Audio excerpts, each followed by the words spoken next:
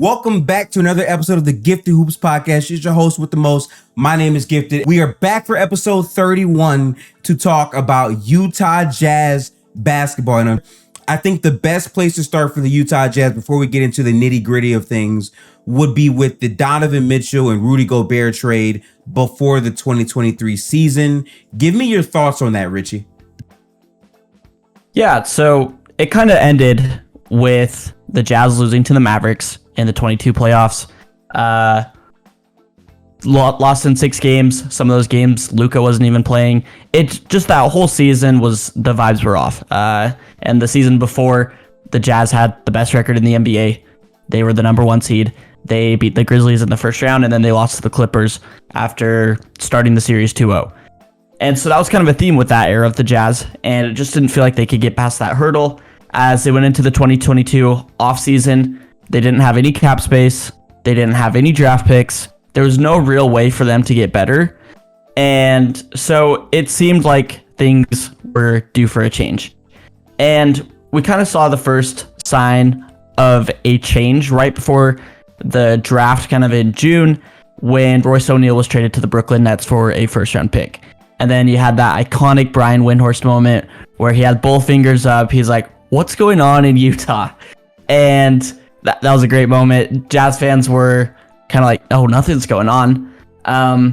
July 6, 2022, Rudy Gobert gets traded to the Minnesota Timberwolves for Malik Beasley, Patrick Beverley, Walker Kessler, Jared Vanderbilt, I believe 4 first-round picks and 2 pick swaps.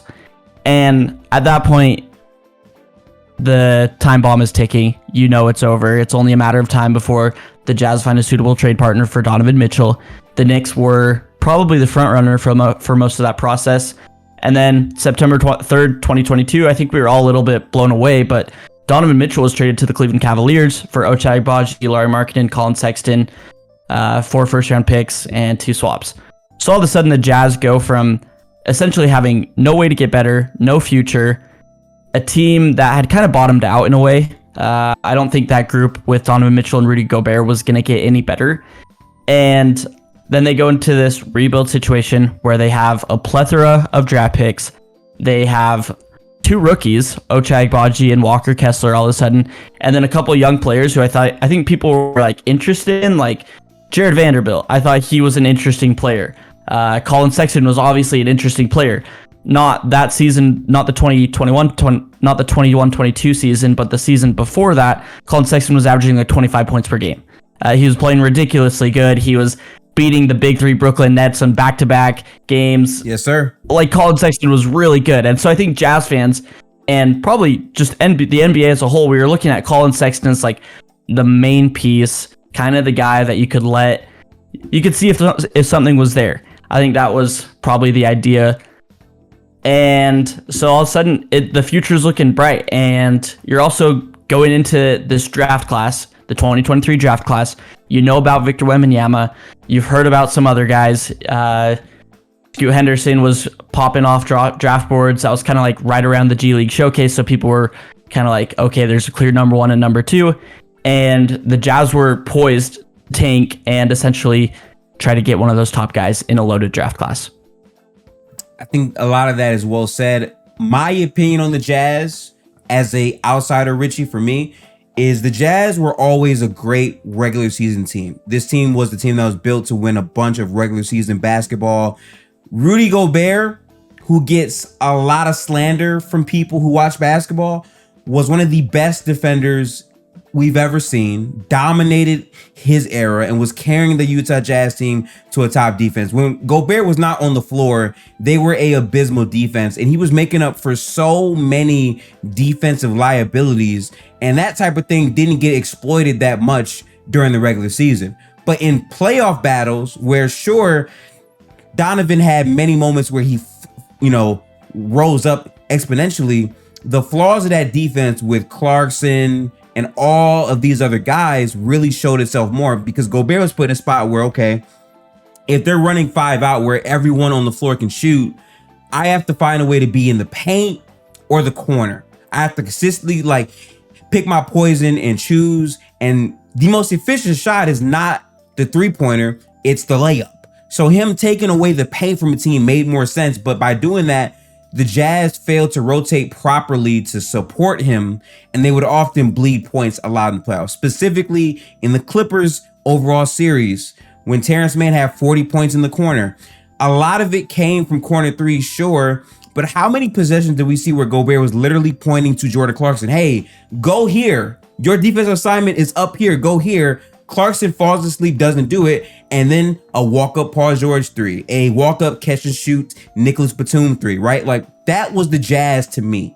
So coming off of the loss to the Mavericks where there was no Luka at all to start that series, and seeing Jalen Brunson just absolutely eat and torch any perimeter guy on him, especially Donovan Mitchell, you saw that Jazz team there like, okay, they have to figure out what they're going to do to get better. Because like you said, the resources and picks that they had were not there to drastically improve the roster. So if they brought it back again, it was going to be more of the same. And this is probably the weakest season that they've had together towards the end as they were kind of bottoming out. So for me, I thought the writing was on the wall for a trade to happen. And then when Gobert gets traded, I'm like, wow, he gets traded to the Western Conference still. He goes to Minnesota for pretty much a bunch of draft capital, a bunch of good players. I mean, Ochai, I didn't know too much about him, but seeing him play, like, this dude is good. He can shoot, play off-ball defense. Like, things are coming nice for him together, and he's a really good shooter. So to me, that fit in well.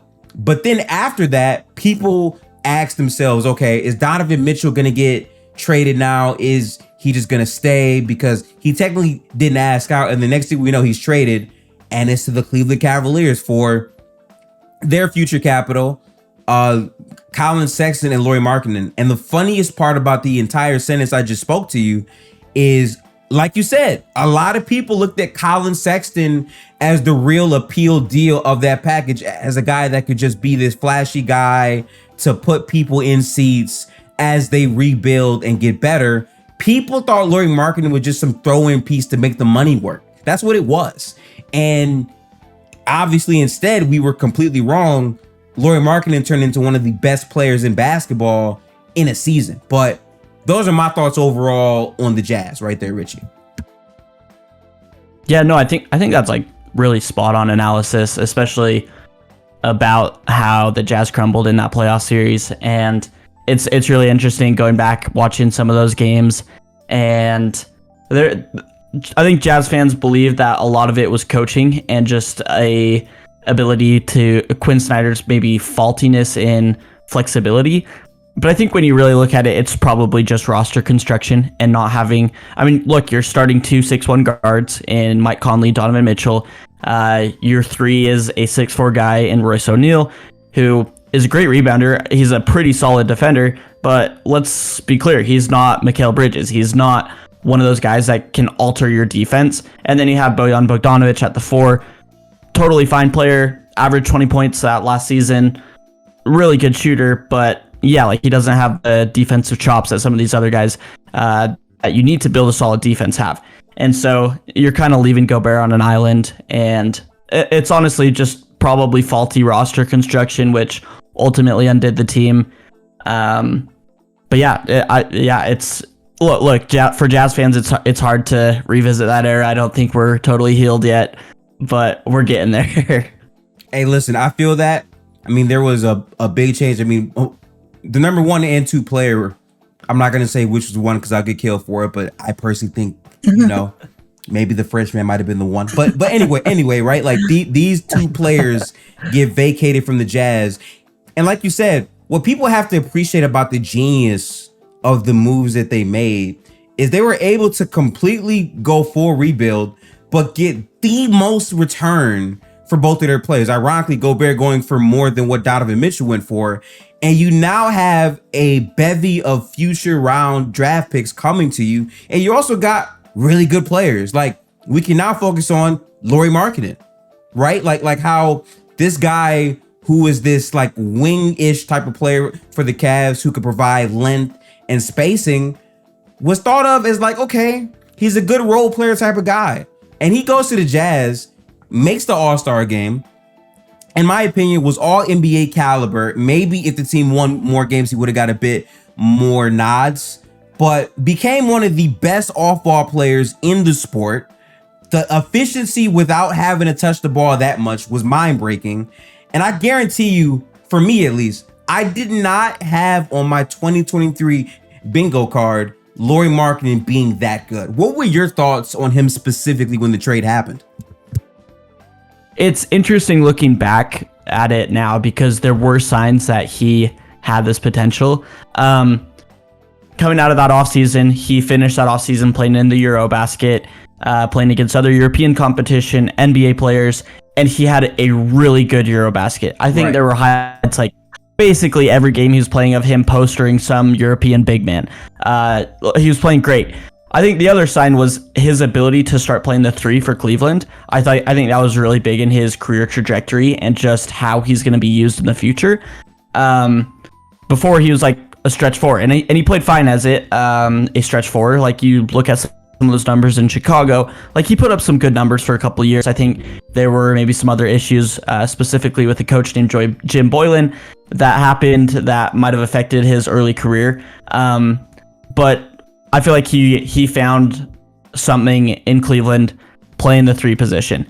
And then he gets to Utah and all of a sudden he's in this totally different system.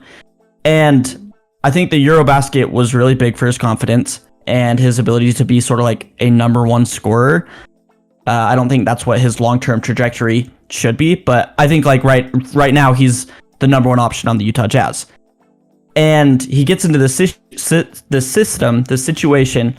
And I think Will Hardy, the coach of the Utah Jazz, has been really key in Lauri's sort of emergence because Will Hardy emphasizes getting the strengths out of his players. So he's been able to help Lauri score uber efficient. I mean, like Lauri was almost a 50, 40, 90 guy last year. Crazy. Shot 49.9% from the field. Let's see, 39% from three. 65% 87% shooting, from free throw. Yeah, just like insanely good 3-point shooting from and scoring just from all over and super efficient. The way he scores is really creative too. Like it's kind of like watching a 7-foot Klay Thompson. Let's be clear, he's not Klay Thompson and he's not as good as a shooter as Klay Thompson. But if Klay Thompson were a 7-footer and maybe a little worse of a shooter, that's kind of what you're seeing in Lauri Markkanen as far as like how he scores. Like he's coming off pin down screens. The Utah Jazz, they operate a lot out of the corner, and that's where Lauri thrives. And then Lauri also has this element where he's kind of can just jump over anybody and dunk over anybody, and we've seen that. Like that's why he's earned the nickname the Finisher, both because of his finish background and because he has been such a good finisher. And so it's been really fun to watch Lauri Markkanen, to see his emergence as an all-star player. I think the All-NBA thing was interesting that you mentioned because, yeah, I mean, if the Jazz don't sit him towards, like, for the last month of the season, he plays 70-plus games, then I think you're looking at, like, maybe taking Julius Randle out. And I think Lauri, like, had, out of the forwards, was the next guy up. So that was a little controversial for Jazz fans. But at the same time, most improved player. All-Star. He started in the All-Star game because a couple guys were out. Really good season from Lauri Markkanen, and all of a sudden the Jazz have this guy who he's still only 25, which is kind of crazy. Like I feel like he's been in the league for a decade, but the guy's still 25. And that's a really good piece to have as you're building out your roster.